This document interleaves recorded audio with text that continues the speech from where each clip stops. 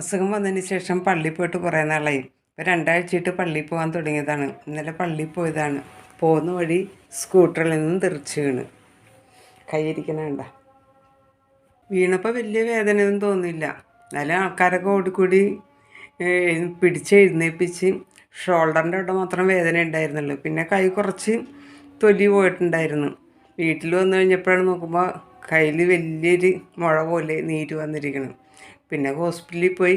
തൊട്ടടുത്തുള്ളത് റിനയാണ്. എടുത്തോ പിടിച്ചതെന്ന് പറഞ്ഞ് ആദ്യം തന്നെ 4 എക്സ്റേ എടുത്ത്. അപ്പോൾ ഒരെണ്ണത്തിൽ ചെറിയൊരു വ്യത്യാസം പൊട്ടൽ പോലെ കണ്ട്.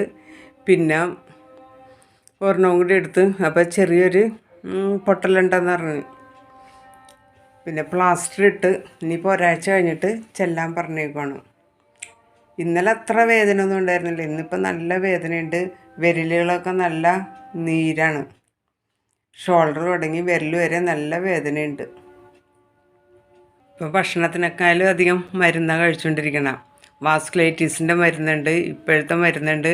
പിന്നെ സ്റ്റിറോയിഡൊക്കെ കഴിക്കുന്നതുകൊണ്ട് കൈക്കൊക്കെ ഭയങ്കര മരവിപ്പും ക്ഷീണമൊക്കെയാണ്. അതിന് ആയുർവേദം കഴിക്കുന്നുണ്ട്. ഇഷ്ടം പോലെ മരുന്നുകളുണ്ട് ആയുർവേദം. വേദനക്കൊക്കെ ഒരു കുറവുമില്ല. ഒരാഴ്ച കഴിഞ്ഞ് ചെല്ലാൻ പറഞ്ഞേക്കുവാണ്. വേദന കുറവില്ലെങ്കിൽ സ്കാൻ ചെയ്തിട്ട് സർജറി ചെയ്യണമെന്നാണ് പറയണത്. എല്ലാം സഹിക്കാം. റിനയിലെ ബില്ലാണ് സഹിക്കാൻ പറ്റാത്തത്. 2-3 മണിക്കൂർ കൊണ്ട് അടിച്ചു കൂട്ടിയേക്കുന്ന ബില്ലുകളാണ് ഇത്രയും.